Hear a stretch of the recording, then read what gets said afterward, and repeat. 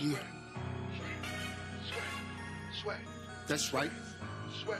Checkmate. Swag, swagger, swag. Swag, swagger, swag. I don't really want it, cause I'm Michael Jackson bad. Swag, swagger, swag. Swag, swagger, swag. Y'all ain't got nothing on me, cause I'm Michael Jackson bad.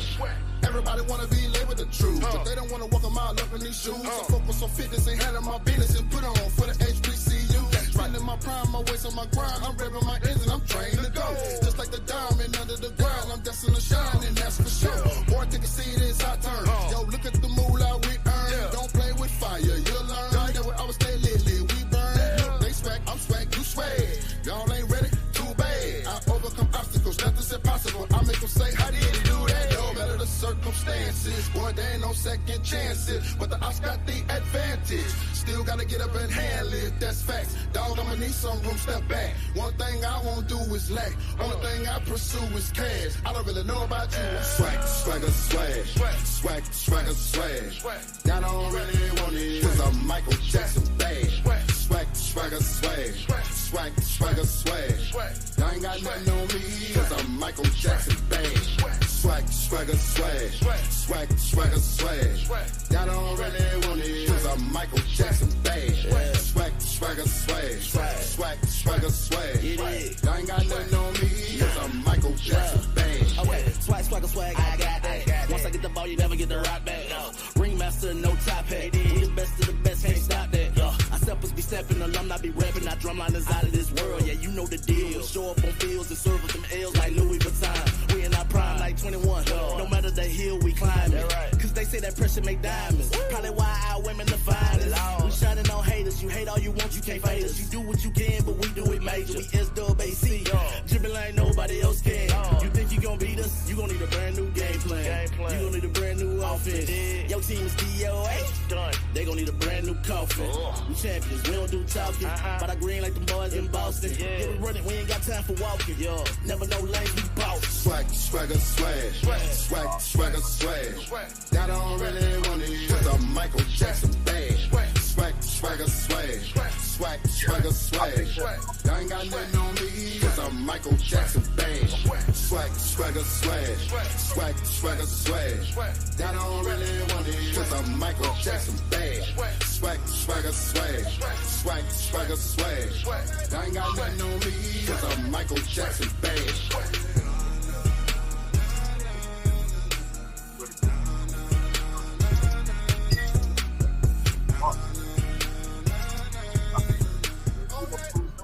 Yo, what's going on? It's your boy Lionel, class of 2009, and you in with PV versus everybody. The recap with Coach Heish Northern. And before we bring up our special guest and coach, first and foremost, got to remind you, if you have not already, man, go ahead and follow us over on PV _ versus _ everybody. We're on Instagram, we're on Twitter, man. Make sure you're following us on both of those pages. And look, go ahead and like and subscribe to the channel. As my man Braden say, listen, go and hit the like button when you come in. All right, you know what I'm saying? Don't waste no time. Go and hit the like button. It is free for you to do.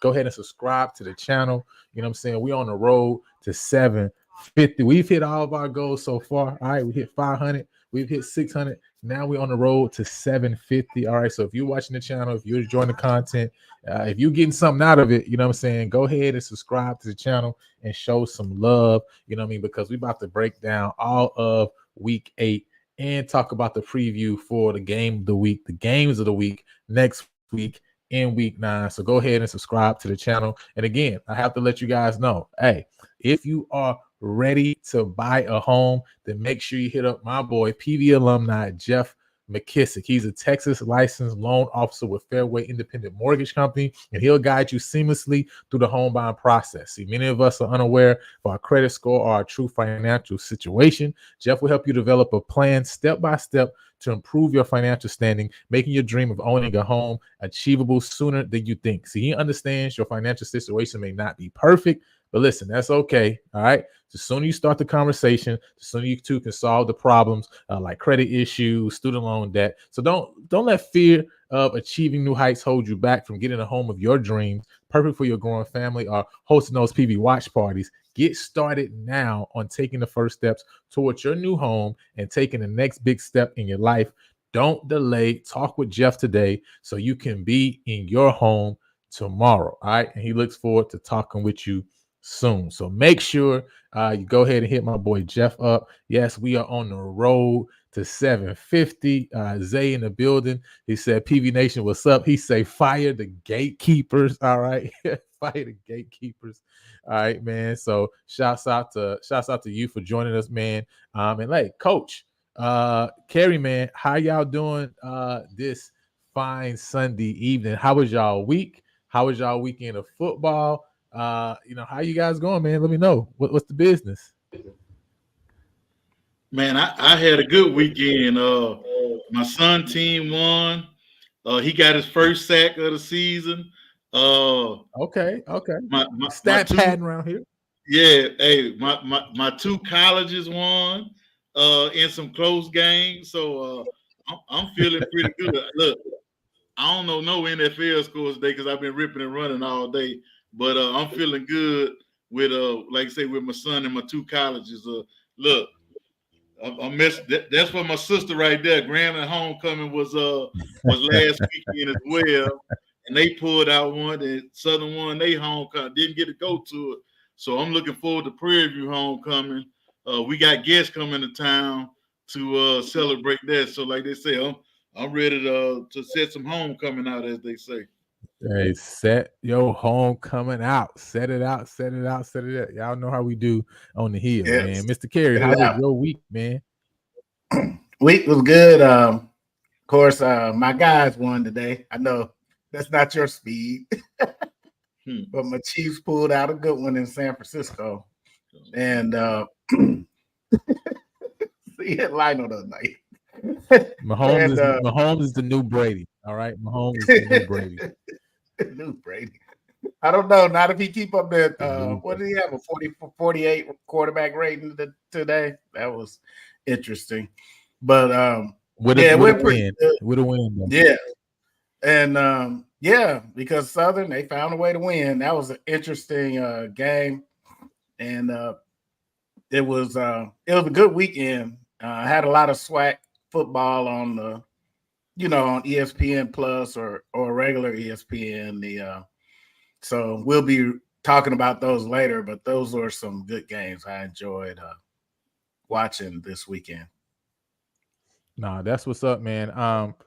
This weekend is really good for me. Definitely got to watch a lot of games. I definitely tuned in to some of the top 25 games this weekend. LSU Arkansas was a really good game. I also was able to see that Georgia and Texas game.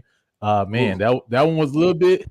That one was really interesting for a second there. You know what I'm saying? After that turnover and Texas pulled within 8, I was like, man, Georgia is about to let this thing get all the way away from them. But they were actually able to pull it out and get the job done. But it definitely looked a little shaky there for a second.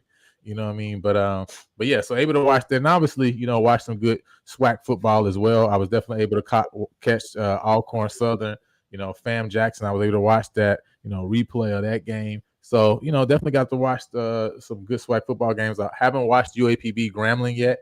You know what I'm saying? That's another one that I want to check out and kind of see the flow of the game, right? But just looking kind of at the numbers and everything, I'm like, okay, that was a pretty good game, and I can tell that UAPB had their shots, right, in that game. So we'll talk about that one in a little bit. But first, let's get into it, man. And I say too, man, I got a chance to go to Vegan Vibes Festival today out here in Houston. That was a really dope festival. Got to eat some good food. You know what I'm saying? Put me up some tea cakes too. Listen, I got me some tea cakes and everything. Tea cakes. Oh man, I ain't had tea cakes in so long since that's my thing right there. Walking out of church, and we used to always have a church lady selling all type of flavored tea cakes. Okay, so this has been like 20 probably years in the making since I've had some good tea cakes. So I saw tea cakes. I was like, oh, $4. I got to grab those. I ain't gonna lie. So I had to get me a cup of tea cakes. You feel me? So I'm ready, man. I'm ready. I got my fuel right here. You know what I'm saying? To get me through this evening. So let's jump straight into it and talk about it. Y'all already know how we do it. First and foremost, what's up? Week 8. Give me your winner and give me your biggest loser in week 8, Coach. Oh man, the biggest loser, you gotta say I'm a tie between FAM and Alcorn because they were in the running for first place on each side and lost the game. Right. The biggest winner is, I'm gonna have to say Grambling because they stayed alive, and Jackson because they stayed in first place as well. So, and then you could throw Southern in. It's almost like the same thing, but it's hard. It would have been super hard for Grambling had they lost that game. So now they keep their hopes alive, and now they can still almost make it to where the Bayou Classic can be winner take all. Mm-hmm. Yeah. Kerry, what you got? Biggest winner and biggest loser? Biggest winner to me was I would say Southern, because they took back control of their destiny. And biggest loser is Alcorn because they could have been way out in front by themselves. And Southern's homecoming, they invited the right purple and gold this year because we've never lost their homecoming in a while. So they got the right one. So, and the offense struggled. So it was right there for them, definitely, for Alcorn, and then they just kind of let it loose. So yeah, my biggest loser is Alcorn for sure. Okay, gotcha. Yeah, I'm gonna definitely have to go biggest winner, Jackson State, without a doubt. I'm gonna have to go Jackson State for biggest winner. Being able to get that game in wraps, you really look at their schedule and kind of say who really can knock them off, right? Throughout the rest of the way. And definitely can two teams knock them off is an even bigger question, right? And so they really, with this win, put themselves in really a prime position, like Will Wallace was saying, to get to the Celebration Bowl, right? You know what I mean? So I definitely got to say Jackson for biggest winner at the end of the day, because this really was the game in the East that would decide most likely, right? All probability that this one is going to decide who gets to the SWAC championship and obviously get a chance to win the Celebration Bowl, right? So got to say Jackson, talk about biggest winner. And on the opposite end, hey, listen, I got to go FAM biggest loser. Graham, Alcorn, Southern, none of those teams are out of it after this past weekend. They've changed positions. They're happier, less happy, right? But none of them are out of it, right? And all of them will look and say, well, there's other games and other teams that, these guys in front of me, that they got to face, that is going to put us back in a position to be able to, kind of win the West, right? So, but FAM, I mean, they need help and they don't have anybody to help them. You know what I'm saying? And listen, the reason FAMU is the biggest loser, though, is not just the fact that they need two teams to win and to knock off Jackson to get the SWAC championship game. FAMU also has a game the same week as the Bayou Classic with Alabama A&M because it was moved. So FAMU also can't make the FCS playoffs, no matter if they finish without any other losses except the FBS games and Jackson State. So they are literally the biggest loser this weekend because, I mean, it's like, listen, there is no playoffs for them if they don't have SWAC championship and Celebration Bowl on their schedule, right? So I gotta definitely go with FAMU as the biggest loser. Down goes to the national champs. All right, you know what I'm saying? And that dark side defense over at Jackson, really getting the job done in that fourth quarter. And we're gonna talk a little bit more about that game, obviously, as we go through. But first and foremost, hey, listen. I don't know who in the comments, but somebody, if Blue ain't there, somebody go get Blue and tell him we here, all right? Because I don't know if you know, Coach, but we've been doing this HBCU fantasy football league. All right. We've been having this going this year. Something that's been really interesting, really exciting. Last year we started out up PV fantasy football, right?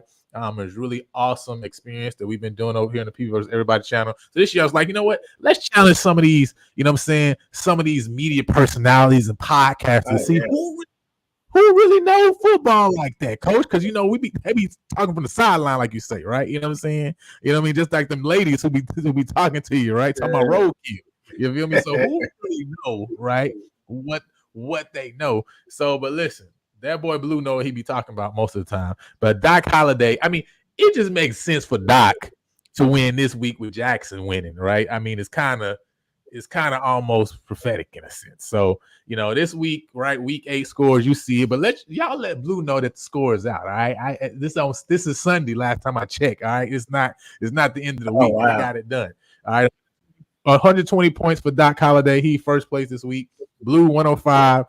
Swag Talk 82.25. That's C Wells over there on Swag Talk. You know what I'm saying? Over on YouTube. Y'all check him out. This week, not as great. I slid back only 80 points for me. And then She Loves D coming up in the rear, 51.15 points. So right now that puts us right here. This is the total league scoreboard. Y'all see Blue is increasing his lead up 124 points over everybody, right? You know what I'm saying? So 774.65. You got Swag Talk at 650. I'm right behind at 644. Still in striking distance. We there. Doc creeping up at 625. And then you got She Loves D and G over at Swacking the Food is also there. So, you know, listen, we got some, you know what I'm saying? We got the lead scores out, but we've been doing some things, man. And this is something I think has been interesting. You know what I'm saying? One, just to show some players some love, right? With this fantasy league, you gotta pick a player in every position, right? So you don't just pick a team defense coach, right? Like you gotta pick a defensive lineman, you gotta pick a linebacker, you gotta pick a defensive back, right? You know what I mean? So it makes the defensive players just as valuable as, you know what I'm saying, as the offensive players, right? You know what I mean? But so just wanted to talk about that, let y'all know, hey, the scores is out. You feel me? You know, we're gonna talk about that PV fantasy later on in the week because I know Mr. Carey is interested in those numbers for this upcoming weekend.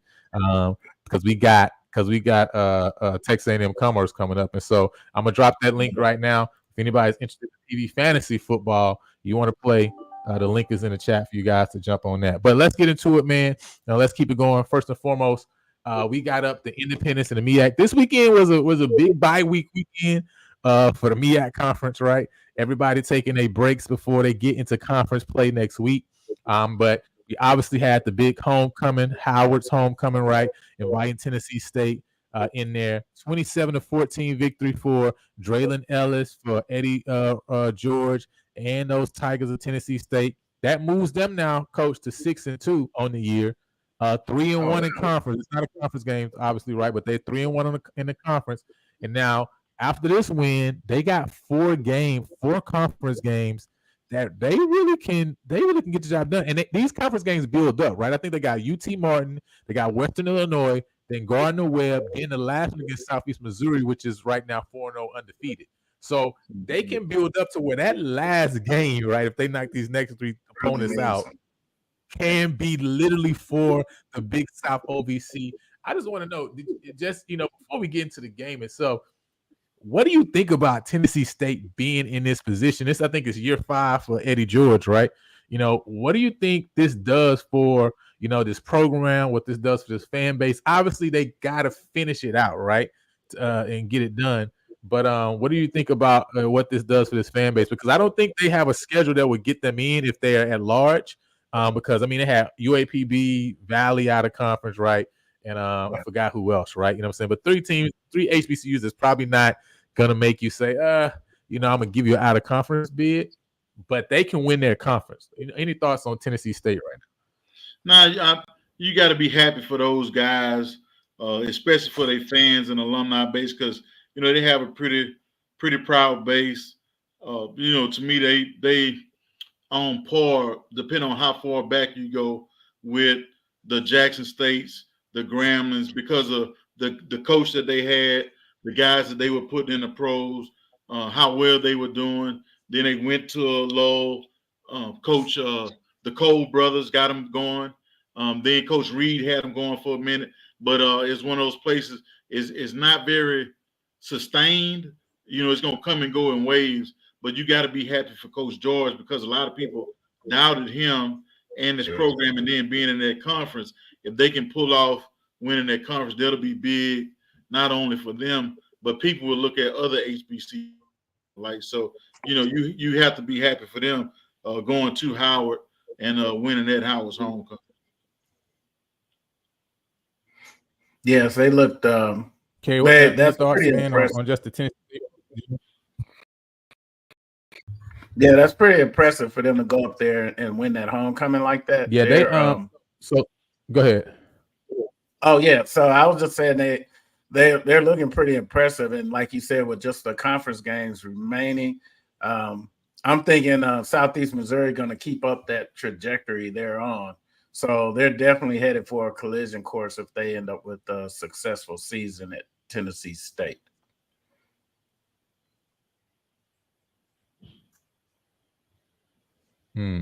Yeah, I mean, I think they're definitely doing well there. When you look at, the stats from this weekend, one thing that stood out obviously was, Scroggins was 6 for 21, 33 passing yards, 2 interceptions. Not able to do a lot right through the air.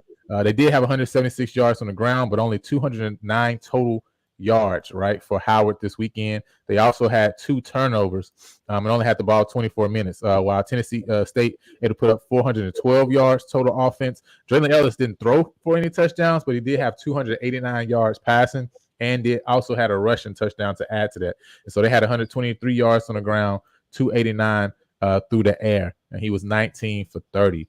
So, able to really get past Howard in this game. Jared Hunter's probably the only, bright spot for them, 15 carries, 102 yards, and a touchdown. So, that was definitely a big win for Tennessee State. Again, just for them to continue the momentum, right? To continue doing what they've been doing. Obviously, you had South Carolina State against Fort Valley State. They won 30-3.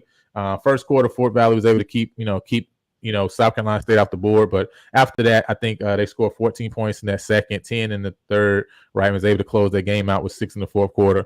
Fort Valley State only able to put up a field goal. So, we'll just keep it moving, right? Hampton and North Carolina A&T. After seeing A&T with a 20-17 loss against Richmond last week, you would think coming into this game that they felt pretty good, right, going up against Hampton.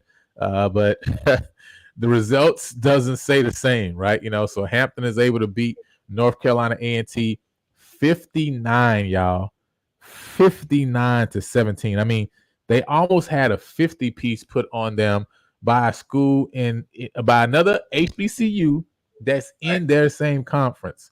That's pretty crazy, right?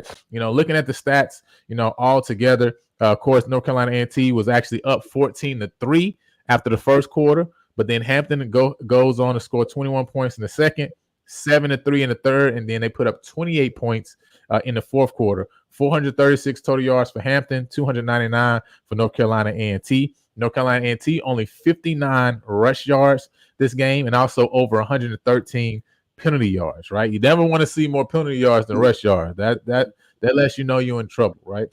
They also had 3 turnovers, 1 fumble loss, and 2 interceptions. Hampton also had 2 turnovers, 1 fumble loss, and 1 interception. But obviously, they were able to get the job done in a big way, right, to actually get their first conference win.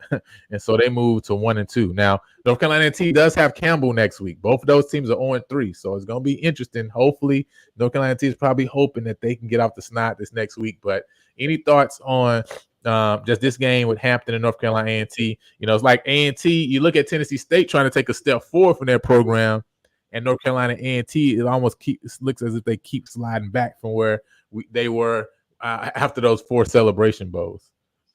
It would be interesting to see sort of what changed up there. Is it just because they changed conferences? Sometimes you'll see a program take a step back, and I know A&T is one of the top HBCUs in terms of enrollment, reputation, all that good stuff with the academic side. But are they putting themselves in a situation where they might not be able to get kids in school that they used to get in school, and now their football program is taking a hit because you got to recruit it. It takes a minute to adjust academically, recruiting wise. So it'd be interesting to see how, if that's the case, or is it just a step back because of a new coach, philosophy? Has anything changed on the administrative side? But like I say, that was two homecoming losses right there with A&T and Howard both losing. And A&T homecoming is a whole different ball game. So you don't know what those kids were doing maybe before, because they might have taken Hampton for granted, and they homecoming, they step out of there. Wow. Hey, well, Hampton's saying, hey, listen, they may have took us for granted, but they was up 14-3 in that first quarter, so they just couldn't sustain anything from there. Mr. Carey, you had some thoughts? Yeah, my only thoughts on that is two things. Same thing that kind of killed PV in some of their games. When they couldn't run the ball, A&T didn't even have 60 yards rushing. Then you combine that with 3 turnovers and 113 yards of penalties. And like I said on the show before, the number of yards of penalties are bad, but it could be, when did they get those penalties? Like that first down that you thought you had, and then you get a holding call. Those kind of things swing the whole momentum, because I saw that, the quarterback had 240 yards of passing, but he did have 2 picks. But, and those picks could have been, at a key time where they were having a drive and probably in scoring position. And it also didn't help that their kicker only hit 1 out of 3 kicks. So, some of the games that, I've seen PV win is because when we stalled in the red zone, the kicker would get us some kind of points and we didn't come up empty-handed. So it was just a bad game. And wow, that had to be tough to watch during homecoming. Yeah, A&T has not had the best. Remember, they used to be the bully of the MEAC, and they haven't had the best of fortunes since they left. No, that is very true right there. You know what I'm saying? So when you talk about this, I want to ask you this, Coach, and just get your opinion. I see Keep It Up Fam in the comments, talking about celebrity coaches before we move on to the SWAC. Not specifically this individual, right? You know what I'm saying? I it's not necessarily about any individual per se. What's your thoughts just about, because with Dion, obviously Dion's Dion. And I feel like Dion's kind of his own category. You know what I mean? He's completely separate than anybody else. What's your thoughts on just that kind of celebrity person, right? That big name, I guess you would say, right? Coming to the SWAC or the MEAC. Do you think that's something that could work for programs? Or do you think that, listen, that lightning in the bottle that you saw with Dion that everybody wants to replicate is not something that really is possible outside of somebody like, I mean, it's like a one-off, right? What's your thought process on that? Well, coming from a guy that started off coaching, now, I didn't have to be a grad assistant, I will admit that.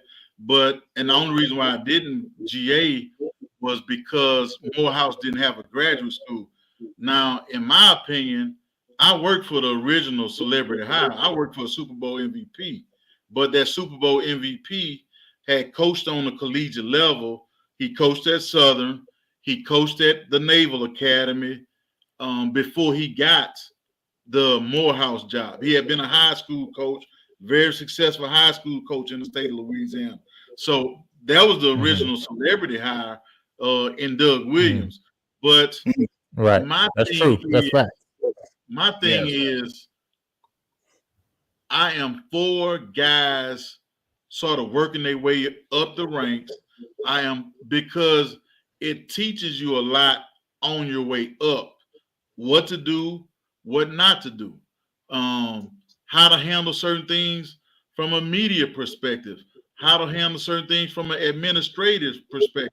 So I'm all for guys that have worked their way up, and not guys that just because they have a big name. Now, I think if you get the right big name that can bring in the right assistants, then it'll work. If you bring in the right big name that can bring in money for NIL, for facilities, then I think that's the right type of hire. But he's got to have great to superb coordinators that can take care of the football side and then be the disciplinarian of the program.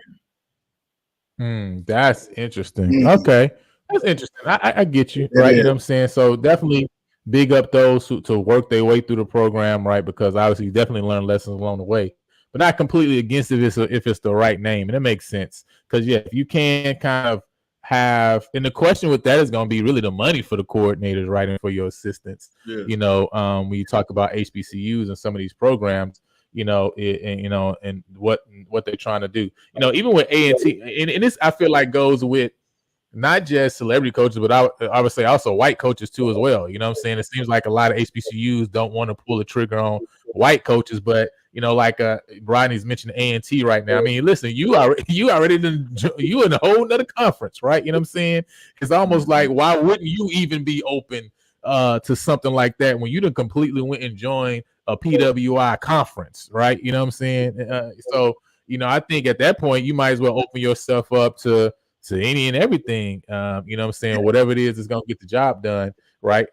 So, but anyway, I just want to ask that question because I did see that in the comments. And before we also move on, I want to bring this up because I thought this was very, very interesting, you know, seeing this from this past weekend. I'm going to share my screen. This was something that was shared on Twitter from SSN Prairie View A&M. It says the PV UAPB Friday night game on ESPN brought in more viewership than multiple G5 contests this past weekend. So this is from the previous weekend. It'd be interesting to see the numbers from Jackson and FAM on ESPN U2 as well. I said this proves the viability of the SWAC should provide a basis for a more lucrative and beneficial media rights deal. If you look some of this, and this post came from UAPB, but if you just look at some of the information, right? Highest weeknight SWAC game since 2012. For Prairie View, the most viewers since 2018. Pine Bluff, largest audience since 2015. And it outdrew the 2021 SWAC championship game, which only had 137,000 viewers, more viewers than even the SEC game with UAPB earlier this year, and 129. And you can look and see some of the games that it surpassed, right? So you talk about Marshall and Georgia Southern, right? Low FBS, a G5. Ohio Central Michigan, MAC conference, right? Toledo and Buffalo, MAC conference. Force and New Mexico, right? You talk about, you know, Mountain West, you know, out there, right? Idaho, Montana State is another FCS game. Then San Jose State and Colorado State, two teams that's looking to move up into potentially maybe like a Pac-12, right? You know what I'm saying? One, of course, San Jose State is going up there. Got UTEP, West Kentucky, and then North Texas, Florida Atlantic. What does this show anything or tell us anything about the viability maybe of the SWAC or how lucrative the SWAC could be, you know, from a media rights standpoint, Mr. Carey? Like, do you think that, you know, these numbers like this do you think that we can really see a deal that maybe is in line with something like a low FBS conference coming to the SWAC? Because the new media rights deal is supposed to be coming up, I believe, within the next year, right? And so is this something that is kind of foretelling and showing that the SWAC is really going to be able to kind of get their hands on a little bit more of those financial means from like an ESPN? Because one thing I think is when ESPN losing their share of things, right? ESPN is kind of losing access to a lot of other stuff and programming. And listen, if you got schools in these even in FCS conferences, right? Because we always say like we're FCS, but we do a lot of things on our own. It's almost like FBS, right? You know what I'm saying? And so if you can have programs that, man, they would bring viewers and eyes, why not lean into that and say, hey, we know a Jackson and FAM could do numbers. South North Carolina and Central and Alabama State do over 500,000 at the beginning of this year, right? So we know people will watch. They will put their eyes on Black college football. Do you expect the numbers from this new deal to be in line with something in lower BS, or do you think we still won't see something as lucrative as that? What's your thoughts on that? Well, my thought is it's kind of like looking for a job. You could get that same job title as the next guy, but if you don't know your worth and stand on it, then you still won't get that deal. So to me, it depends on our leadership. The leverage is there. And like you just said, we have the numbers to show it, but it's whether or not they want to lean on that leverage. And, our leadership is just going to have a better poker face and understand that because there are options as other platforms grow or and that kind of thing. We got to make them understand that because like you said, they're losing other things, so they need to replenish it with something. And I really believe that if our leadership can stand firm and really hold them to the fire on these numbers, then we could get a bigger piece of the pie. Mhm.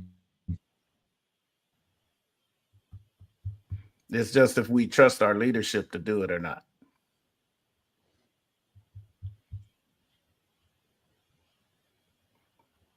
What's your thoughts? If just say if I'm at the SWAC office, I'm gonna try to find out what other deals are out there, maybe with some Fox regional stuff, as well as ESPN, and show them the numbers. Like, hey, and from what I understand, all of that should be a matter of public record. What are they paying these conferences? And then I'm gonna see what those lower level FBS programs getting, and say, hey, number one, we probably gonna outdraw most of them anyway from just in the stands, if you want to go tit for tat from that, and we outdrawn them at the computer, the app, the TV, then that's going to give you more leverage, when it comes to negotiating. So if I'm the conference office, that's what I'm doing now. Let's start getting some stuff together, see what we got last time, see what they paying those other people. And so what we FCS or whatever you want to call us, the SWAC have been the leaders in attendance probably since I was a little boy when it comes to all FCS football. And if you put us against a lot of other conferences, we're going to have more. So I think that's where you start negotiating right there.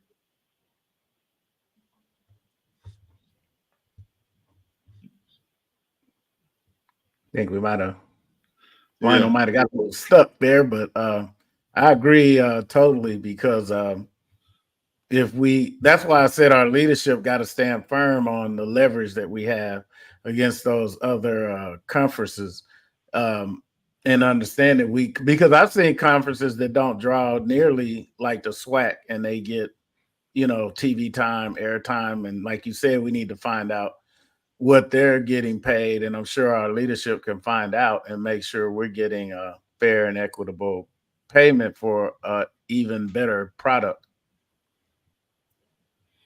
Yep. I think that's it in a nutshell right there.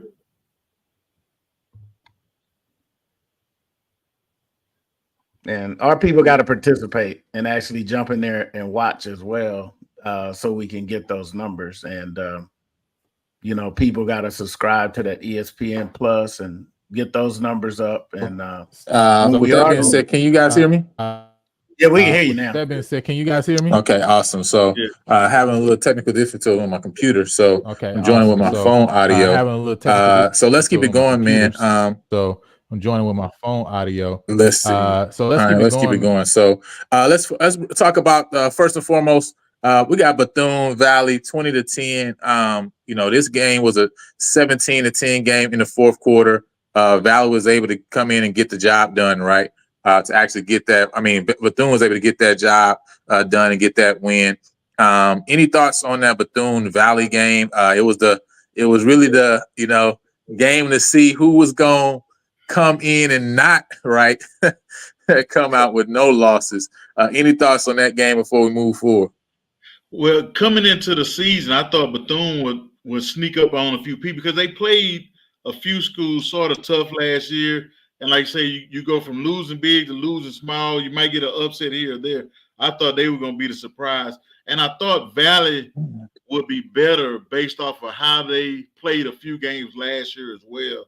But, like I say, sometimes with all this movement and change, it didn't work. So I just think, it's no either one of them could have won. So I hate to say it, but I don't really care too much about either one of them. I wouldn't have wasted my time watching that game unless it was a Thursday or a Friday night game and I didn't have anything else to do. Wow. And see, I actually watched some of that game, but the Valley had a defensive back that was really wreaking a little havoc, but I can't really tell if he was wreaking havoc or Bethune was just inaccurate. But it was an interesting, and what I found interesting is I actually gave Bethune a chance because the big crabgrass that Valley used to have is not there anymore. I think they still have those man-sized mosquitoes, but but Yes. you know, the advantage they had of really treating you like you playing in the I mean, you really know you in the Delta when you go there to play. So I thought that third, you know, that 12th man advantage would have been tough. But yeah, like you said, it doesn't impact the standings really. And from what I saw from the two teams, I don't really see them spoiling anybody's chances on their way. I think they just got some reloading to do. And I expected Bethune to be a little tougher this year because this is the first year I've seen their defense fall off as much as it has. And there was a lot of yards in that game. So it looked like either one of the teams, their defenses is not what they used to be. So I expected a slugfest, but it was something a little bit different. So interesting outcome, but not surprising.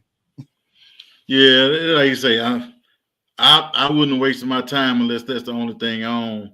But like I say, I would support just to support. So that's one of the things we actually talk about, you know, with my kids. When we go to certain stores, we may overpay for some HBCU gear or some Southern gear when we're in Baton Rouge, just so certain stores or certain part of town will carry it and maybe bring in some more Southern products because it's selling in those stores. So, you know, I'll say I don't care, but I would tune into it just for the sake of if they tracking how many people watching the game, then I'll do it from their standpoint. But like I say, it wouldn't be my first option though. Yeah, that's true. That's what I try to do too. And even if it's something, you know, even if I know it's a little cheaper somewhere else, I try to support. It's the same thing with greeting cards. I had a friend that was president over the minority greeting card line where I used to work. And whenever I see that card line in the store, even if it didn't quite fit what I wanted to get, I would get that card line so that the store would carry more of those minority-centric cards. Boy, they really getting these comments. Yeah, you're right, Jess. Valley did get us twice, but I think they lost that 12th man advantage getting that turf. So, I keep telling people it's a harder place to play in Itabena than most people think it is. And then I think one year Prairie View already had the western side sold up. I think when Coach Dooley was there, so they were not playing guys because they knew they had the SWAC championship game. So they played a lot of guys that hadn't been playing much. And then one year, I want to say Coach McDowell's first year when they went up to Valley to play, I want to say like a couple kids got hurt maybe the Wednesday or Thursday before the game. Some kids, I hate to say packed it in, but didn't really care much about playing up there. So it was one of those types of things. So, you know, there's a lot going on. If you don't want to play in Itabena, it's a hard place to make yourself play up there. I'll put it to you like that. So I can imagine. Yeah. So, hey, let's go to, okay, you got the Southern versus Alcorn game. Did you get a chance to see that one? I saw some of that game. It was still tied when I was watching, so I didn't see how Southern broke away toward the end. And surprisingly, the Alcorn quarterback couldn't run like I thought he was going to be on that defense. And that the defense really controlled Alcorn quite a bit after they got that 14, because I want to say the 14 was in the first half. Yeah, the game was tied 14-14 at the half. Yeah. So they shut them down in the second half. So I'm really surprised at that with their defense. And Jeff is right. That game was long, but they enjoyed their homecoming. I'll just say that. And I don't think they needed foot this time. So, I've talked to a few people that went to the game, and they were talking about the game on TV about how long it was taking people just to get on campus because of the traffic or whatever. But it was a great game. We watched that game as a family, and right before Alcorn had the ball, I say, man, Southern defense need to step up. I think we're gonna make them fumble right here. And maybe 2 minutes later, the guy fumbled the football, and Herman Brisker picked it up. Now, this is gonna be a little sideways, but I went home during the middle of the week last week to get some business straight. I stopped at lab school where Brisker's dad is the principal, and I went to school at Southern Lab. So Coach Asbury and I, who's the head coach at Southern Lab, I say, hey man, I want to talk to the principal just about his son, because his son is what Southern needs. He is the type of kid that he probably gonna end up being whatever he gonna be successful at. But I just wanted to tell his dad, like, hey man, number one, you did a good job with that kid. And a lot of times as black men, we don't get that kudos or pat on the back. But I just said, man, I just want to tell you your son is doing an outstanding job, not only for the university, but also for the football team, because of what he says what needs to be said, and nobody's really going to challenge him because of the way he carries himself. So I want to put that out there. And man, I love the way they played defense in that game, just from not the start to finish, but when it mattered the most, they played their best defense. Got an interception and a fumble recovery, and they didn't let it. I thought Alcorn's quarterback was going to play better too, but he could not find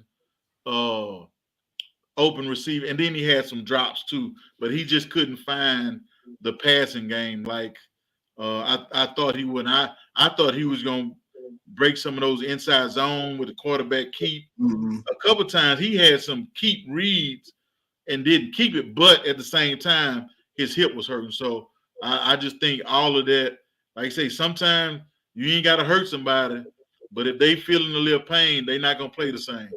They sure are. And they did what I had said they would need to do in the preview. Is they looked like the part of the game I saw, the defensive ends were disciplined and they squared off and kept containment, because that's what he would do a lot of times. Is he would go back, and then when the pursuit breaks down, the defensive end has slanted in, and he has, if he gets all that outside with that height that he has and the way he just runs like a gazelle, you're in trouble, because the cornerbacks are downfield with the receivers, and he rips off 10, 15 yards easy. But those defensive ends were real disciplined in that game. Yeah, they played like they were supposed to play. The next game, the Pine Bluff Grambling game, I had a chance to watch that one as well. We pretty much watched that one as a family, pulling for Grambling to pull that one out of their homecoming. Couple big plays. Grambling's defense really stepped up when they needed them to. And Pine Bluff's quarterback, he had some drops, but it was some big hits that I think changed the momentum of the game, got Grambling going. They had some big hits that they didn't get targeting on, which would have really affected the game. But I think Grambling needed that win. I want to say that may have been their first win at home this year, but they got the win when they needed, kept themselves in the race, even though they still looking up. But that was a good game, good turnout, and we'll see what they have next down the road. Yeah, that was an interesting game. That's another guy I didn't get to finish watching, but Grambling had a lot of penalties in that game, so I was surprised they were able to pull that out. But what I did see is, as we know, UAPB is young, So I did see some key mistakes in that game because yardage wise, they pretty much matched up. So and then with Grambling having all those penalty yards, I think let's see, UAPB, they only had 15 penalty yards. Yes. So they really played discipline for a young team, but there were some passes that they missed that they didn't miss against PV and At all. and it wasn't like that receiver. He's just good, but they matched them up. But Grambling had some key drives when they had good field position and was able to pull it off because they were neck and neck at first, and it turned. They kind of pulled away toward that second half. Pine Bluff had a shank punt and a turnover that really gave Graham the short field position. And like you said, they took advantage of that. Yes. What happened in that fourth quarter? In that, do you think that kind of kept UAPB from really getting over the hump? Because they pulled within, I believe, 24-21. You know what I'm saying? The Grambling scored with about less than 2 minutes left. But UAPB did score, pull within 3 without probably in that first minute or two of that of the fourth quarter. But yeah, just couldn't get the job, couldn't get over the hump and complete it, which would have put them at 2-1, right? Yeah, you know what I'm saying. They just were a little bit out of sync in the passing game, and they didn't break any long runs to make up for them not being able to pass. Like their top receiver, I think, only had 5 receptions the whole game, whereas against Prairie View and the other games, he's been, in the 10 or 11 receptions for 2 or 3 touchdowns in some of those games. Yeah, because he had almost 100 yards less against Grambling than he did against PV. Yeah. Speaking of Gibson. Hey, and Grambling DB number 7, that joker played a hell of a ball game. He had a couple pass breakups, a couple big tackles. He played like a all swag, and even the guys on TV like, hey man, this guy has played himself into some weekly honors in the conference. I don't know how many tackles he had, but to hold that other joker to 5 catches, that's a hell of a ball game. Yeah, that was a real good ball game. Nobody held him like that. No. So the last game obviously was the big one from this past weekend. Jackson State, FAMU. I know it was Jackson by 40 in the comments, but it was literally Jackson by 14. But it really wasn't a 14-point game. It really was a FAMU up by 1 point game with 4 minutes left. And then I don't know if you're a FAMU fan, how you can describe the last 4 minutes of this game. You know what I'm saying? It wasn't just the last 4 minutes, but, a lot of times in that second half, the offense just really couldn't sustain a drive. Or I remember when Jackson was pinned deep and FAMU, and they were able to move the ball, which allowed them, to kind of just get out of their own end zone, right? And now when they punt it to FAMU, they again got to go on a long field versus getting on a short field. And then I also remember that turnover around the 50-yard line that Daniel Richardson threw that Jackson ended up intercepting. Again, right? If you get that back, well, maybe now you're in field goal range at least, right, to take a field goal shot, or maybe you can score on that drive. It completely changed the complexion of the game. So it wasn't just the last 4 minutes, but again, you got the ball, 4 minutes left. You're up by 1. You really want to just be able to see, you take the long drive down the field and get the job done. But this goes back to FAMU not having. We talked about it week in and week out that yes, you look up, hey, they got over 100 rushing yards, but they haven't been a team that runs the ball successfully game in, game out when they are ready and want to, right? And I think that last 4 minutes showed exactly what people felt would be their Achilles heel, and it was their Achilles heel in this game. Any thoughts for from this game, and also especially that last 4 minutes and that big turnover, that turned into 6 for Jackson State? Yeah, I didn't get to see it. Like I said, I don't know what's going on with my ESPN and my ESPN app that I didn't get because I like to go back and watch it, like say from a coaching standpoint to see what happened. But I know Jackson scored a defensive touchdown, and 9 times out of 10, if you score a defensive touchdown, with both teams having Well, FAM had 3 turnovers, Jackson had 4, but that turnover led to immediate points for Jackson State, where FAM still had to get yards and score. But Jackson's defense, held up. And like I said, I just wanted to see, did my theory hold up with the way that Jackson State defense was going to play against FAM, load the box, make them have to throw the ball, not be able to run it, and see. And I see FAM only had maybe 60-something yards rushing. So in my mind, I'm thinking they may have played, like I say, some people call that gangster defense on them, play man-to-man, 6 or 7 in the box, and see what you're going to do. And Jackson pulled it out at home. Like I say, the Vet, a hard place to play, even though it wasn't a packed house, but it's still a hard place to play. And still hard. Yeah. Yeah, they definitely use that. I think they definitely packed the box. I mean, if you go back and look, that Jackson was saying, like, we are not going to let you establish a running game at all. We're going to make you beat us through the air. And somebody mentioned it, right? First half, I think it was number 13, right? He's the one who got beat on all 3 of FAMU's passing touchdowns, right? And then after that, you didn't see him no more. He was gone. So I guess TC and the defense coordinator decided to go ahead and make that move, and then they kind of solidified it for the rest of that game, right? You know what I'm saying? Which sucks for that kid, right? But at the end of the day, you know what I'm saying? You gotta, hey, listen, you gotta put players in that's gonna make plays. And so, go ahead, Mr. Carey. What was your thoughts on this one? Yeah, I was just gonna say, because Northern was right. They did run that, that bear defense where they had somebody in all of those gaps and dared them to throw. But also, when they didn't run the ball, they were harassing the quarterback pretty bad because they were all in there and they just dared them to beat their one-on-one in the defensive backfield.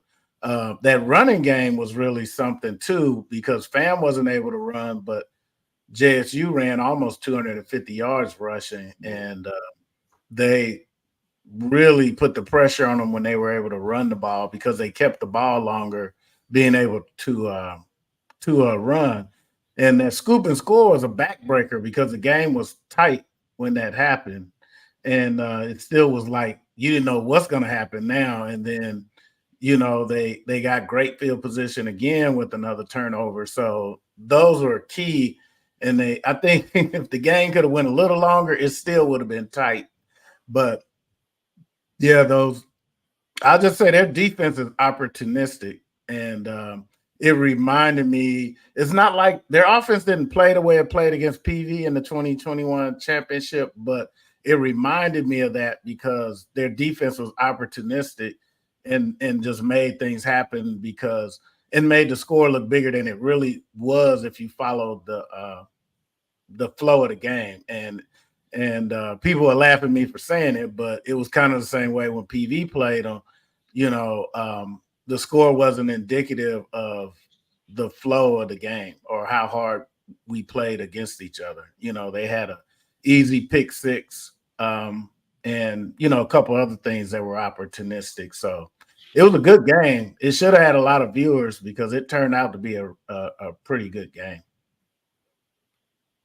Yeah, I think that was really interesting. It's a really interesting fun fact. Will Wallace says FAMU hasn't scored a single point in the second half against Jackson State in 4 straight games. That's a pretty interesting fact, if that is actually a fact. But when you talk about being able to get the job done, I think, hey, listen, you look at FAMU.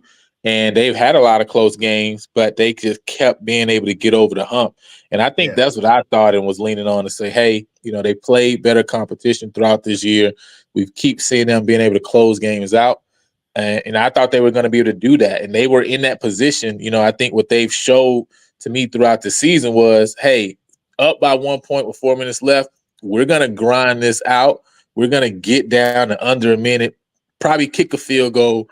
And then we're going to kick it deep and Jackson's just not going to be able to get in the end zone, right? That's kind of where you feel was going to happen when you look at how that game went, especially that second half. I think the first quarter was a really blazing first quarter points wise, but then they settled down because it's like, hey, listen, we forgot what kind of game this is supposed to be, and then it was a knockout drag 'em, from that point on until, like I say, those last two scores, which really don't make it indicative of how close the game was.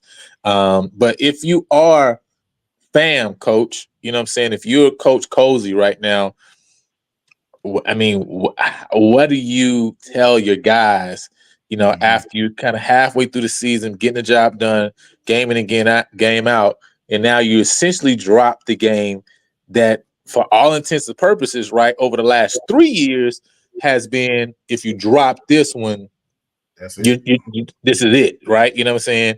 And like I say, with a caveat, and why they were my biggest loser today, they don't have a chance to go to the FCS playoffs, right? Because of that Alabama end. You almost want to be like, listen, we just forfeit, all right? Y'all have it, all right? You know what I'm saying? If we get in, like, listen, y'all just get it, all right? We just going to go. Handle our business, all right? You know what I'm saying? But obviously the game rescheduled. What do you tell your guys now, man, after one of this? Man, it sounds crazy. At the end of the day, as a coach, you pretty much preach the same thing every week. You have a game. Coaches say games are made to be fun. The only fun thing about football is winning, so you might as well win. So other than that, it don't matter. You play for a winning record. You play for a winning conference record overall, and then you go from there. Other than that, because some of those guys are still going to be playing for NIL deals. Some of those guys are going to be playing to get in the transfer portal and hope somebody picks them up. So it ain't no go lay down and not play. I mean, I don't know why you would. If you have some pride about yourself, you go out there and play football the way it's supposed to be played, because football is too dangerous of a game to go out there half-stepping, because when you half-step playing football, you wind up somewhere getting taped up or getting a cast put on or something like that. No, you definitely can't go out there just doing something. Football, you got to play with intention, or else somebody that's playing with intention is going to make you pay for it. So yes. You definitely got to have passion and pay attention and play with technique the whole time you're out there. And but this is a tough game, because I'm not sure if I see anybody that's going to slow JSU down. So you're right. FAMU probably was our biggest loser for that weekend, because they controlled their destiny. And the thing about it, definitely controlled their destiny, man, but wasn't able to get it done. With that said, hey, we're going to move on to our next segment. This one is interesting. You know what I'm saying? And again, right, I apologize for the technical difficulties. Not able to get in on the computer right now, so my slides aren't up. But we're going to get Coach on, right now, just to talk a little bit about, I think, what's a super interesting topic. And I want to hear you guys in the comments. Some of you guys have been around the SWAC for a long time. You know what I'm saying? Some of y'all,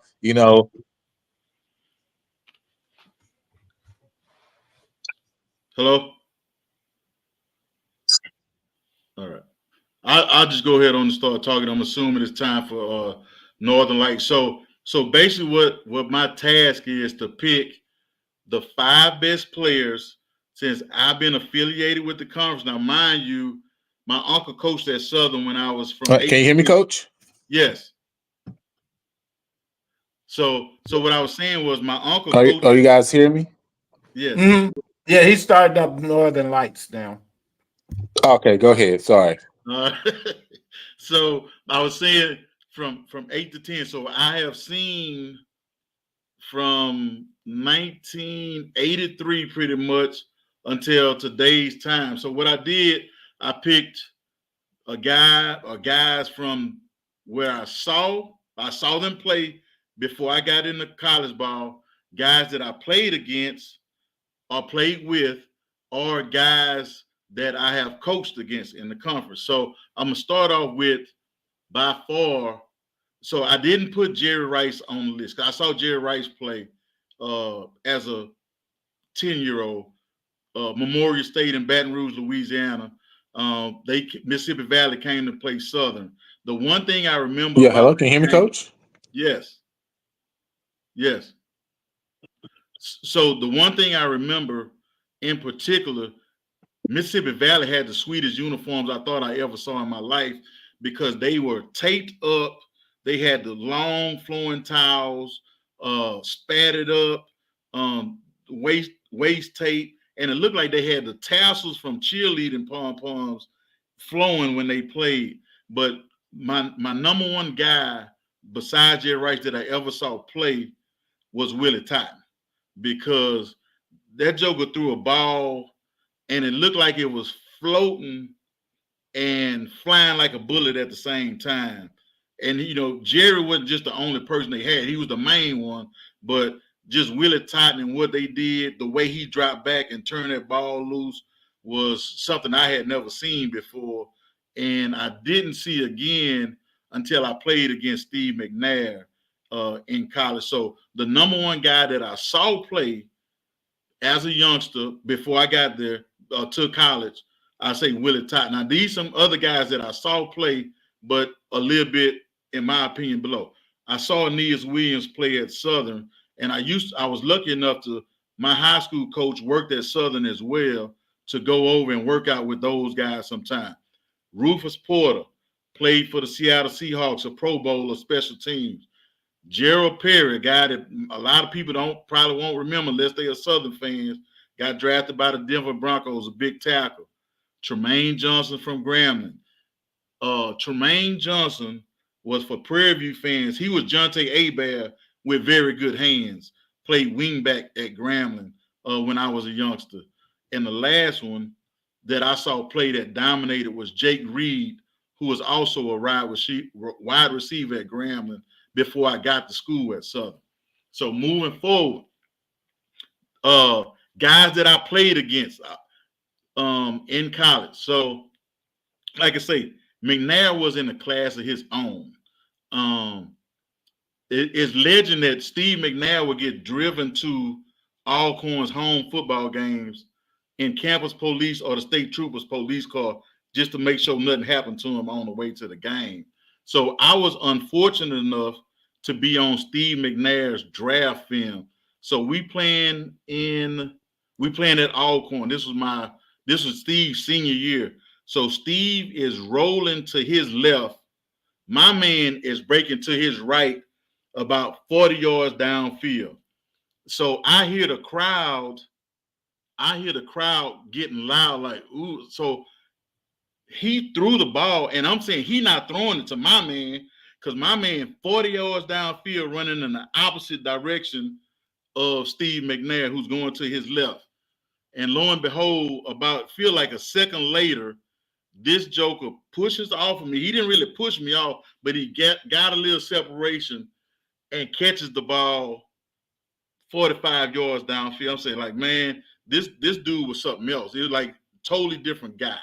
So Steve, I'm not going to even put him on a list because he was that good. The number one guy was Michael Strahan. So Michael was, when I was on the scout team at Southern, this is my redshirt freshman year, Southern has to come to Houston to play Texas Southern. So I'm on scout team, and the offense coordinator at Southern kept saying, they not going to do that. They not going to do that. They not going to send him right there. So lo and behold, Michael, I want to say, had probably 5 sacks in that game. But this was the funny part. So we had some guys, quite a few guys from Houston. They said, look, man, after that game, we made 2 stops on the way back to Baton Rouge. One stop was French's Chicken, to pick up chicken for the whole team, because we used to play at Old Robinson Stadium. The other stop was to pick up the quarterback from the hospital. Lo and behold, Mike had killed that boy almost. So, you know, but we kept going back to saying, Coach kept saying, they not going to do that. They not going to do that. But Mike was by far, you know, the best guy I saw play. The other, lo and behold, Eddie Robinson, who's now the head coach at Alabama State, for people that don't know, like, you look at him now, you see that little bitty guy, but that dude was one of the fastest, linebackers I've ever seen from sideline to sideline play football. The other, we played against Earl Holmes, who played a few years with the Pittsburgh Steelers. He later became the head coach at Florida A&M. Well, my senior year, we played against Florida A&M twice. We played them in Atlanta, and then we played them again. They used to call it the Heritage Bowl instead of the Celebration Bowl. And I want to say both games, he probably had close to 40 tackles. He was a guy that, 6'4", probably 250, middle linebacker, number 45, just sitting in there like, whatever, y'all do whatever y'all want. I'm gonna make the tackle. And he wasn't playing when he came to make the tackle. So those are the best guys that I played against. Now, coached against Teron Armstead, who was the offensive tackle at Pine Bluff. He was at Pine Bluff when I was coaching at Prairie View. Now, Teron, if you look at him, he seems to be the nicest guy in the world. Well, one year we played, my daughter just asked me, I asked her for a drink 30 minutes ago. But anyway, so we play Pine Bluff, and if you know anything about Pine Bluff Stadium, it's a lot like Prairie View, where there's no track around it, and there's not that much room.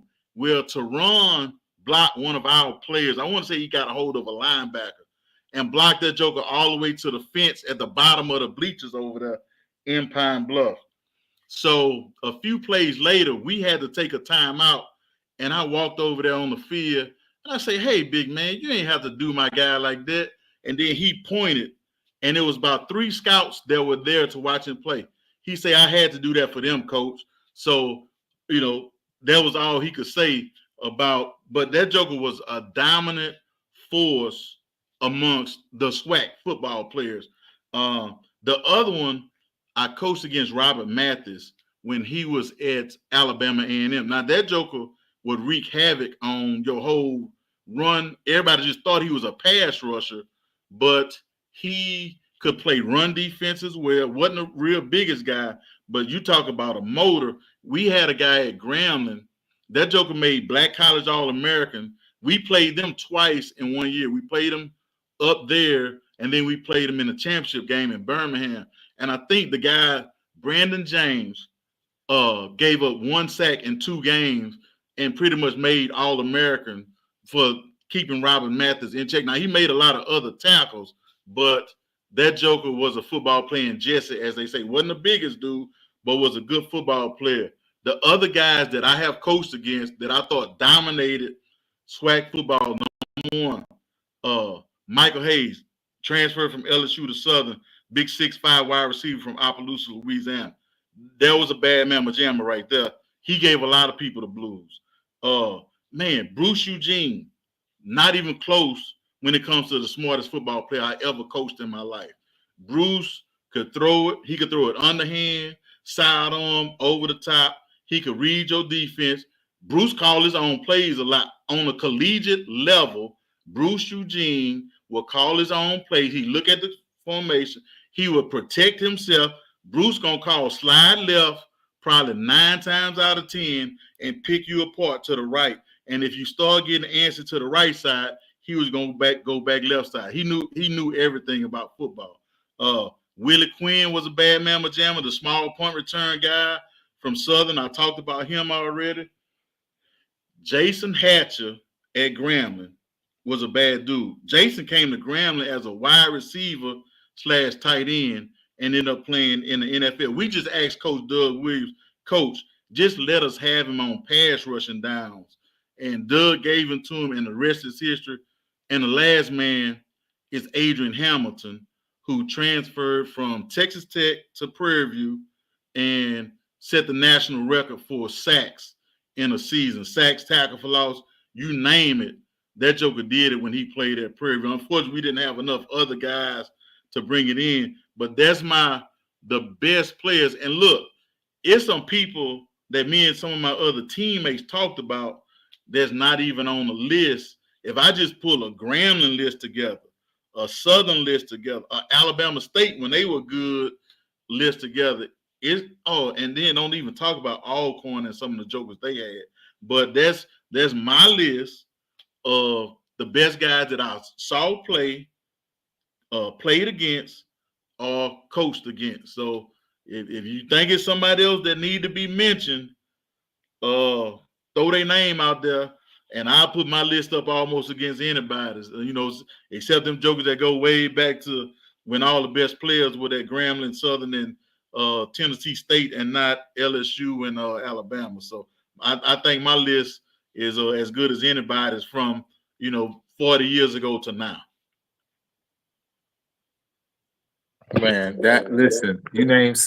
you really named some guys. Now, I was gonna say Bruce Eugene. Yes. Because I saw Bruce Eugene play.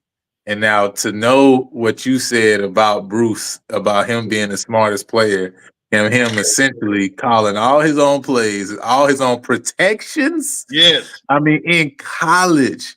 This is on the HBCU level. But listen, it makes so much sense because, dude, Bruce Eugene was that guy, man. Bruce Eugene was that guy. You know what I'm saying? So I definitely got to tip it to him. And then listen, Adrian Hamilton, that's another one, man, at PV. I mean, the all-time record for sacks, tackles for, just you name it, killing it. On FCS level. Yeah, man, it's so surprising. We got dominant guys like that, but then you look back and see, like, man, the you didn't have a dominant team. You know what I'm saying? Only maybe a dominant player. You hate that sometimes. Like, we can split you up into maybe 3-4 guys. We might could have got it done, right? So, Kerry, man, anybody that you might want to add to the list, or somebody that stands out that Coach mentioned? Man, Bruce Eugene, when he mentioned him, I was thinking of him and Kincaid. But Bruce Kincaid was he just would hurt your feelings if he was on the other team, because you had him. I mean, he's right there, 2 defensive ends. You about to crunch him. He ducks, does something crazy, throws the ball when he look in the other direction.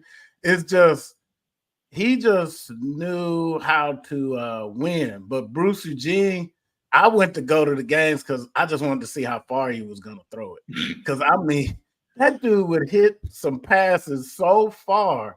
And I'm like, him and him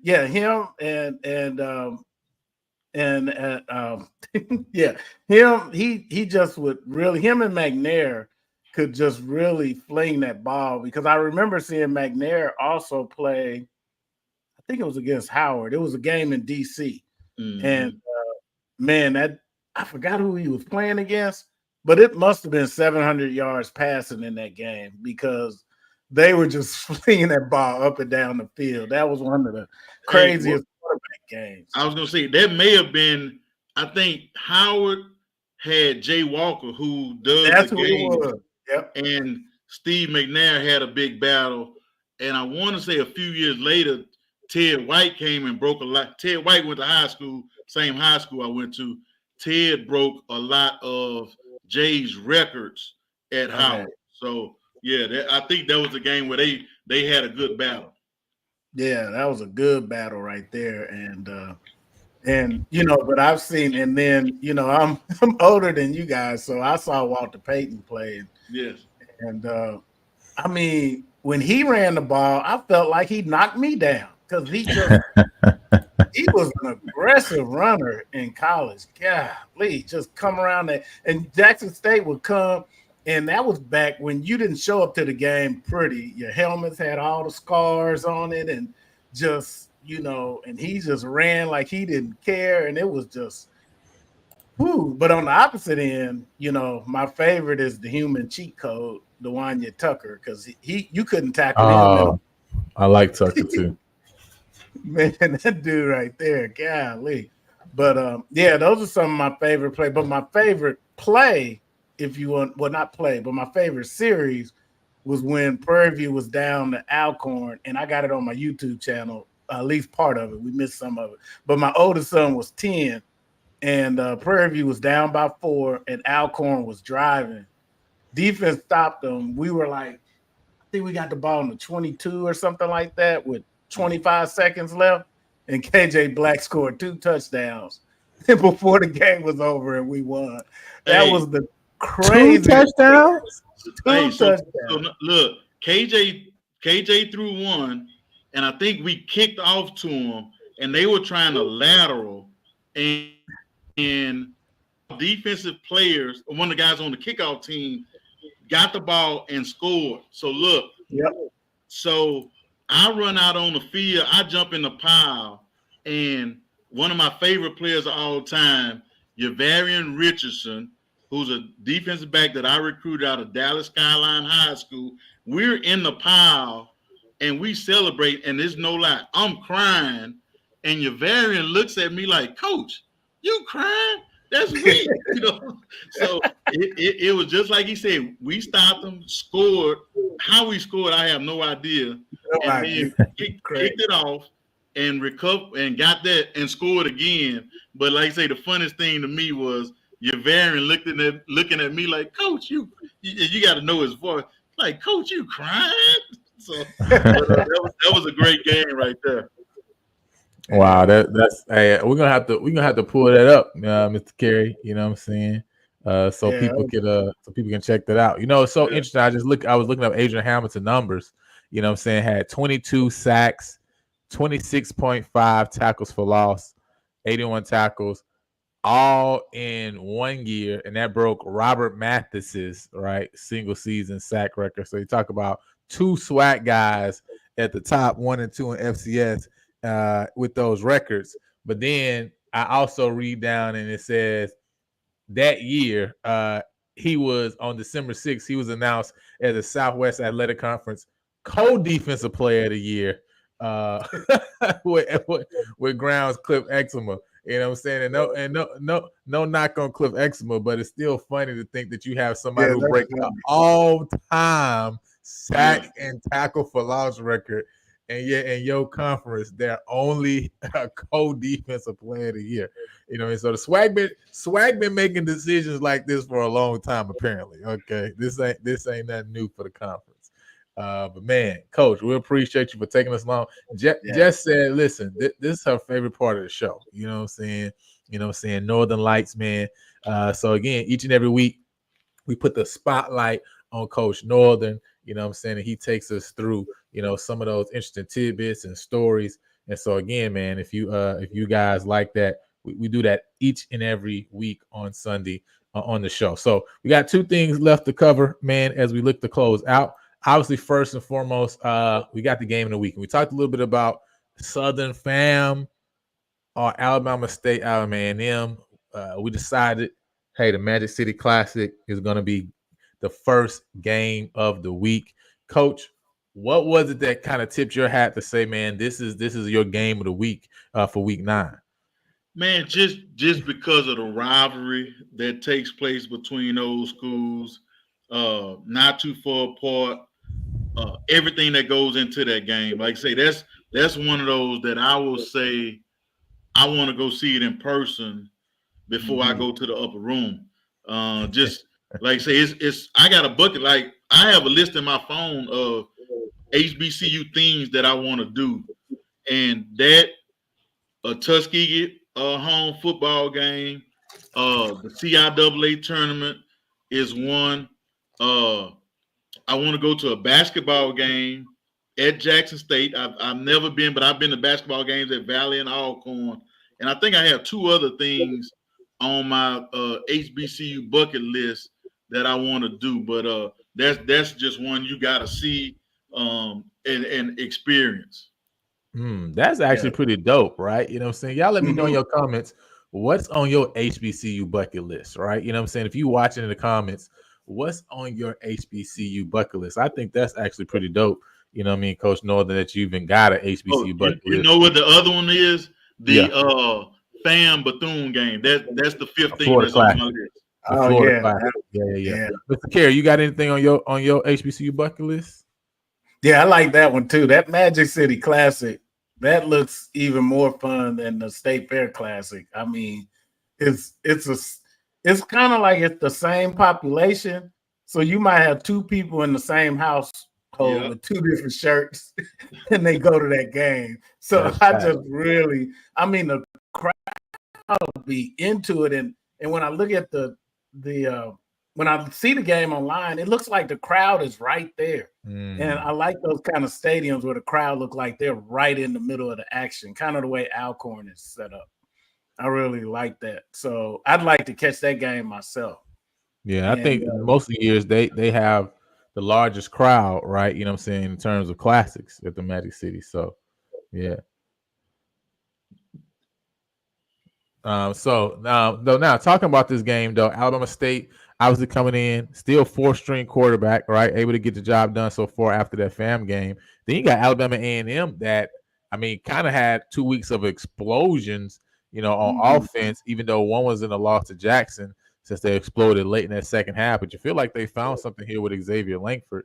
What's the keys to this game for Alabama A&M, coach, to get a win? And with that, I know that this is a contract year for Coach Maynard. Many people are kind of already writing him off simply because, right, he got the loss to Jackson. But the reality of the situation is if he can beat Alabama State and continue to win in the SWAC, they got FAMU at the end of the season, right? You know what I'm saying? And so even if Jackson doesn't drop anything, you might could finish second in the conference in the East, right? And does that change things for him and for how people see him, and kind of do they want to maybe take a kicker on giving him another year or two or whatever to see if he can get over that hump? Just what are your thoughts right now on this game, Coach Northern, and can Alabama A&M actually get this victory? I think the key to it is going to be, can they stop the run more than can they run the football? Because is no way I'm letting Alabama State beat me running the football. Right. I don't care what. If I had to leave one of their receivers wide open, I might do that before I let them run that football on me. But at the same time, I may play a little bit more zone defense against them, because for some quarterbacks, if they know it's man-to-man, you can throw a 50-50 ball and get lucky. So I might 8 to 9 man box, playing some zone behind it. We're going to keep everything in front of us, and we're going to smack the mess out of who got the football in their hand at the end of the day. As much, I got a lot of respect for Coach Rob, but I really do think A&M going to pull this game out. And lo and behold, if they keep on a good little streak and they catch FAM at the end of the season with nothing to play for, there might be another dub that puts them solidly in second place. So I get an edge to A&M just because of quarterback play, and then the Alabama State defense is gonna give them fits, but I still think I'm gonna get a slight edge to A&M. Yeah, I kind of feel like I'm giving an edge to A&M as well. Just seeing what they were able to do the last 2 weeks. Obviously, one of those games was against Bethune, right? But seeing them kind of explode in the second half, even against Jackson, regardless of if they, turn things down or not, you just feel like that type of momentum can continue to go. You're talking about 50 points, 38 and 50 plus. That's a lot of momentum, right? You know what I'm saying? For you to not be able to continue to get that momentum going. So, I feel like with Alabama State having troubles on offense, even though they've been able to run the ball, if Alabama A&M say, hey, listen, we're gonna put 7-8 in the box and really make you beat us through the air. And they haven't shown yet that they can get that done. It's going to be really interesting. So I see a question right here, Mr. Carey. What do you think about Jeff's question? Who needs to win this game more, Alabama State or Alabama A&M? Definitely Alabama A&M, because Coach Maynard he needs this game. If he loses this game, I don't see how hard they're going to fight to keep him. So this is a game he really has to have. But at the same time, Coach Rob wants to win this game, but I'm not sure if they're down to 3rd or 4th string quarterback. Yeah, so he's going to want to win it, but I think Alabama A&M is going to really want to win it. And like Coach Northern said, if Alabama A&M just commit to stopping the run and force the quarterback to beat you, I think Langford could help Maynard at least survive another week. Hey man, listen, Alabama A&M still got a lot in front of them, right? You know what I'm saying, Coach. If Alabama A&M can run the table, right, and Wow. even if they're 6-2 in the SWAC, right, maybe they lose the FAM in that last game, right? Lost to Jackson, lost to FAM, but finished third, beat Alabama State in the Mad City Classic. Or, like I say, if they finish 7-1, maybe they don't win the league because Jackson goes 8-0 in the East. I mean, on that side of things. I mean, do you think that allows Maynard, right, to have a chance to continue at Alabama A&M? Because I think that's been the thing the last 3 years is just they not only have they not been in third place, right? I mean, in first and second, they haven't been in third place because Alabama State has taken a step forward, right? So if they're able to get over that Alabama State hump, if they can figure out how to get over the FAMU hump, right? Does that show progress enough to say, man, we want to keep moving in this direction? And I guess the question would be now, I mean, if Langford is leading you, it's kind of a bad situation because now next year you got the same quarterback starting over situation, right? You know what I mean? But what's your thoughts on that? Well, it depends on what's the final record, and a lot of it just depends on who's in your corner or not at the university. Because there's some stuff that goes on behind the scenes when it comes to firing and hiring. It can be the wrong person on the board. It can be a new athletic director. It can be the president. Wife don't like your wife. I mean, it's so much stuff. I guarantee you, we need to do a Northern Lights on getting fired. I'll tell you some stories. I'm gonna tell them like they mine, but I got some stories about getting fired and some. Oh wow! It's some stuff I can't tell. Hey, but it's some man law violations going on.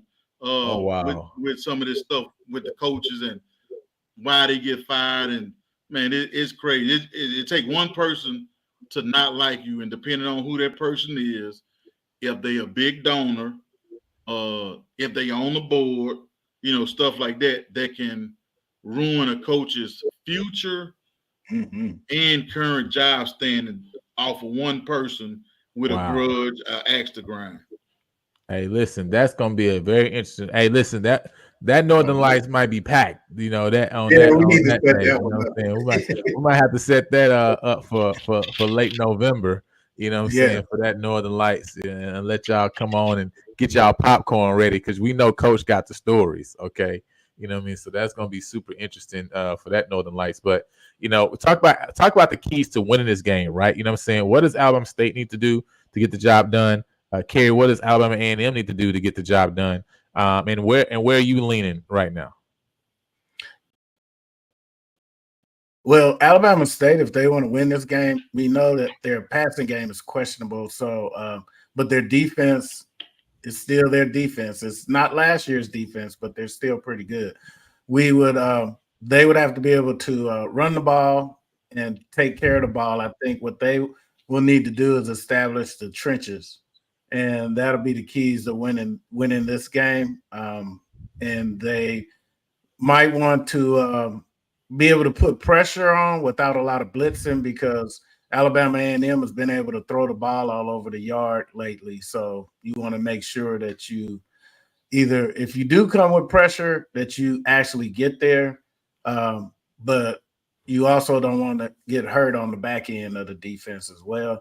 For Alabama A&M, like I said before, their thing is going to be selling out and daring the Alabama State quarterback to beat you. I'm leaning toward Alabama A&M because they really need this game. And, as Coach Northern will tell you, football is also mental, not physical, and they really need this one. And Coach Northern's going to need to do more than, like Jess said. He's going. Barkin's not going to save him unless he has a couple cues on the board or something. But he's not going to be able to bark and get out of this one. So he needs this game. This is man. I don't know. We might have him as a guest on that Northern Lights about getting fired if he doesn't win this game. So he needs this one. I hate to say it. So he's I'm kind of leaning toward them because of the desperation and because Alabama State being down to their fourth quarterback. It's going to be a tough road for them. What you got the score being? This game, I don't get a lot of points against Alabama State. It's not going to be a 50-piece like they've been doing, but I see this game being more like a 28-20 kind of game or 24-28 kind of game in favor of Alabama A&M. Okay, so we're going to see if they get the job done. I'm leaning Alabama A&M as well. My question is really, can you keep Alabama State under 200 yards rushing? We know that they're going to pound the ball, right? We know they're going to run. They're going to be specific about getting the job done on the ground. You know, if they have over 200 yards rushing, I think we definitely see an Alabama State win because that means they were able to control the clock for long periods of time, right? Keep you off the field, keep their defense fresh. And so that's kind of the number one stat I'm going to be going back to look and see about that game. But I think Alabama gets the job done, right? You know what I'm saying? I think it's a close game. I'm going to say, 21-20, right? You know what I'm saying? I think it's going to be a really, really close game. You know what I mean? But I think they get the job done. When you're talking about moving forth, right, going to PV versus Texas A&M Commerce for homecoming, all right? You know what I'm saying? We just had a lot of homecomings this past weekend. Obviously, big PV homecoming coming up this weekend. Coach said he's going to be there bringing some folks through. Hopefully as you move it around, right, you know what I'm saying, you eat good, you know what I'm saying, and hopefully you get some food in your system so that way your feet don't be as tired, you know what I'm saying, from walking on around next week. But talk about, what it takes to win a homecoming game, Coach. You know what I mean? Like, what does it take? Because HBCU homecoming, there's a lot of things vying for your attention. Not just players even, right? Coaches as well, right? You know what I'm saying? There's a lot of things vying for your attention and time. You know what I mean? But listen, you talked about it before. Ugly wins help. And so talking about Maynard already, listen, the ugly win in the Magic City Classic has helped to keep more jobs than how you said last week, right? So this is another one, right? I know Coach Bubba's definitely want to get the job done against the Texas A&M Commerce team that hasn't been the best this year, right? And Grambling is able to get over that hump early in the season. So this is also a game you feel like, hey, we should be able to get over this hump as well. And it's a team that likes to turn the ball over. They like to give the ball away. They like things. This is like Thanksgiving. It's a Thanksgiving team. They love giving. Okay. So talk about the keys to this game, Coach, from your vantage point. So my thought process is, number one, it's the same. Winning non-conference game, to me, it's the same fun, but you have to take it a level higher. It has to be, you have to win a turnover battle, sound in the kicking game, no block punts. A block punt for a touchdown or a punt return for a touchdown is a backbreaker, is a big momentum changer. So you can't have that. The other thing is when you get opportunities to make big plays, because everybody knows Kingsville will give you the ball.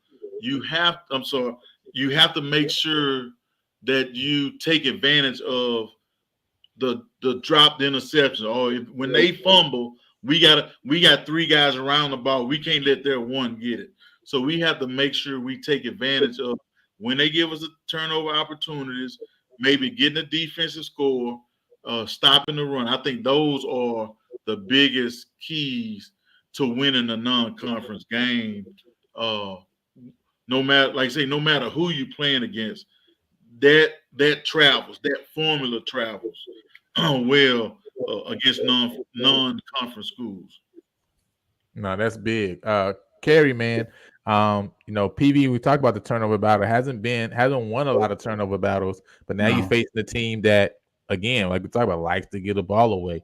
Do you think PV can kind of win the turnover battle this game, which will help their offense, right? Put them in positions to where they have the shorter fields. We talked about the UAPB game this last game. A lot of the long fields kind of got stagnant around the 30 of UAPB. Do you think PV can win the turnover battle this weekend? And do you think PV wins this game? And give me your score. Well, this game, what concerns me is the Lions have played differently in each of their games. Some games they rush for a lot, some games they pass for a lot. This game is kind of weird because if we can't stop the rush, we won't force them to put the ball in there. And so I just want the team to not get caught up on the record. And they didn't seem like they were that good when you force them to go to the air, but they do get a lot of yards. They don't get a lot of penalties. But right now, because of how the season is going, I don't know where they are mentally. But at the same token, when it comes to out of conference games, I don't know where we are mentally. Some people had the attitude that, well, it's just not a conference game. It's okay. But I want to win every game, and especially an out of conference game with a school like this because we're going after the same recruits. Mm-hmm. And so this game should be interesting. If PV can play without 120 yards of penalties, and we don't get too pass happy, because against some of these non-conference schools, you got to run the ball, or else if they see that you're only going to pass, they make adjustments to that. So what concerns me the most with this game is second half adjustments. We could be up 21-0, but if we don't make any halftime adjustments to counter the adjustments they're going to make, then we could watch ourselves slip this game away. And but I'm hoping that homecoming is kind of underrated at our school, but the crowd participation really helps in a game like this. We're going to have a lot of people at the game. And I just, this is my plea to however many people watching us, to don't sit on your hands and make some noise, especially against the other team. Make them not feel at home. And that also would help us with this homecoming game. And we got to, just because you look across there and that's not a familiar opponent, you still got to want to beat them. And I want the crowd to feel that way too. They look over there and they're not familiar with the team and they're like, yeah, whatever. And they won't be into it. So I don't want everybody to leave after halftime, because homecoming's a long time. We got all night to kick it. The game is early, so let's stick in there and hang with the Panthers. And if we do what we're supposed to do, don't get a lot of penalties, and really, play the trenches and run the ball on them, I can see this game coming out to 24-14 game in PV's favor. But the main thing is mentally, I want to see the guys dialed in and not just going out there and, like Coach Northern said, going through the motions. Because if we let these guys get any momentum and they hit us in the mouth, then that's going to present a problem, because they're D1 football players just like ours. So we're not playing Lynchburg. Thank God for that. I'm glad we don't do that anymore. We're not playing Lynchburg, so we can't go out there and let them start fast and then think, oh, we'll just come back and get them. So, but I think we can win this game, but we're going to have to not get penalties, and we got to be mentally locked in. Yeah, that's definitely going to be big. Coach, before we close out, how does, when you have a season that's kind of going in this direction it is now, how do games like this help you to see who your real guys are, or who, like we say, those dogs are, right? That then could maybe propel you into the next year, because like, okay, I know who guys mentally, right, who are tough enough, right? I know those guys who are going to continue to fight and stand up, even though, right, things may not look the best, or kind of how we like it, right? They're not the front runner guys, but the guys who are going to come and continue to put in work. What do games like this, and kind of like these last few games, how does that help you to kind of find and pinpoint those guys who could be the backbone or the foundation of maybe your success into the future? Man, you know what? It's going to sound crazy, but I wouldn't put much stock into it. because of the transfer portal and NIL, is everything has got to be internal now. So guys gonna play because they want to play. If you don't want to play, and I find out that you start skipping workouts, showing up late to practice, dogging a little bit, then I'm gonna get you out and get somebody else in there. So in today's time, I wouldn't put much stock on. I would worry about next year's team probably around spring football, at the end of spring football, because of the transfer portal. So my thing is, I'm here. I heard a coach say, make the grass green where you are. Don't go to greener grass. Get it green where you are before you try to go somewhere else. So take care of your business here, because now I wouldn't say anything negative about a kid that was leaving my program. Now, if a coach asks me something, I'm going to be truthful. But the thing is, with guys being able to leave, you got to leave your former school with a good taste if you're going somewhere else, because it's just like a job. If you leave a job the wrong way, that's going to follow you down the line. And you never know what kid or what coach may be at that new school that you're going to. So you got to think about all of that as a coach. But I don't put much, I wouldn't, if I was coaching right now, I wouldn't put much stock in next year's football team. I'm going to coach them jokers that I got right now. And when I get my new batch, I'm going to coach them up.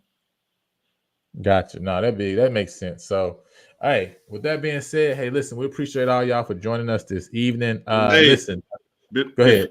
Before we leave, can I give two people a shout out?